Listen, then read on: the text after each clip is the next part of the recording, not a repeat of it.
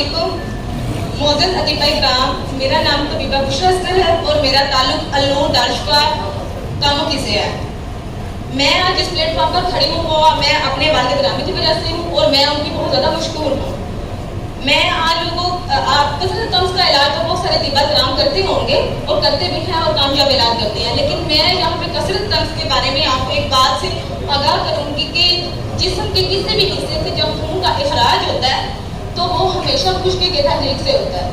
यानी उस वक्त जिस्म में खुश्की होती है और खुश्की की वजह से जिस्म में सोजिश होती है।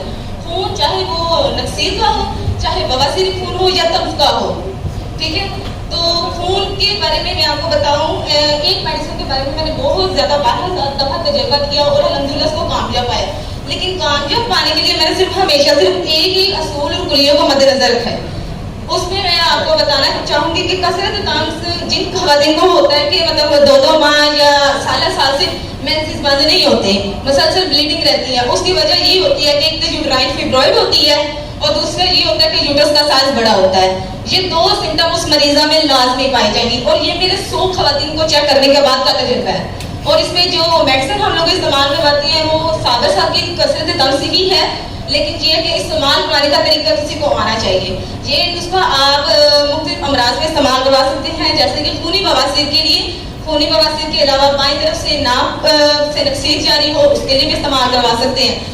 जो खून जिस्म से किसी भी हिस्से से आता है वो आता तो खुश्की की कसरत से ही है, लेकिन यहाँ भी एक असूल याद रखिए, जो खून नाक के ऊपर वाले हिस्से से आएगा वो हमेशा खुश्की सर्दी की ज्यादती से आएगा, और जो खून नाक के नीचे हिस्से से आएगा वो बवासीर का खून हो, छोटे पेशाब के जरिए खून आना शुरू हो जाए या तंज का खून हो, वो हमेशा खुश्की गर्मी की ज्यादती से आएगा। और अगर वो ही खून दर्द के साथ आ रहा है तो वो गर्मी खुश्की की ज्यादती से आएगा और उसका इलाज तरीका, ठीक है।